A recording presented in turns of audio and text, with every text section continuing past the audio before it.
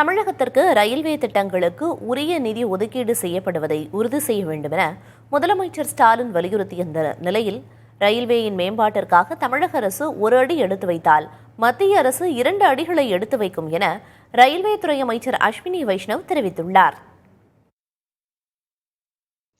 தமிழ்நாட்டில் புதிய வழித்தடங்கள், இரட்டை பாதை தொடர்பான திட்டங்களுக்கு போதுமான அளவிற்கு நிதி ஒதுக்கப்படுவதை உறுதி செய்ய வேண்டும் என வலியுறுத்தி ரயில்வே துறை அமைச்சர் அஸ்வினி வைஷ்ணவுக்கு தமிழக முதலமைச்சர் ஸ்டாலின் கடிதம் எழுதியிருந்தார். புதிய வழித்தட திட்டங்களுக்கான ஒதுக்கீட்டில் 674.8 கோடி ரூபாயும், இரட்டை பாதை திட்டங்களுக்கான நிதி ஒதுக்கீட்டை 285.64 கோடி ரூபாயும் குறைத்திருப்பது தமிழ்நாட்டில் திட்டங்களை செயல்படுத்துவதில் தாமதத்தை ஏற்படுத்தும் என்று தெரிவித்திருந்தார்.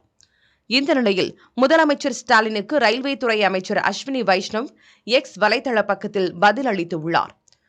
அதில் தமிழகத்தில் ரயில்வேயை மேம்படுத்த என்டிஏ அரசு இதுவரை இல்லாத அளவாக 6,362 கோடி ரூபாயை ஒதுக்கீடு செய்துள்ளதாக கூறியுள்ளார்.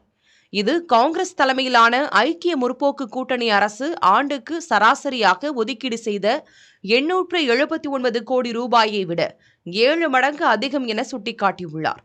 நமது அரசமைப்பின் கீழ் நிலம் மாநில அரசின் அதிகார வரம்பிற்குள் வருவதாக கூறியுள்ள அமைச்சர் அஸ்வினி வைஷ்ணவ், நிலம் கையகப்படுத்துவதில் மாநில அரசு ஆதரவு அளித்தால்தான் தங்களால் அனைத்து திட்டங்களையும் வேகமாக செயல்படுத்த முடியும் என கூறியுள்ளார்.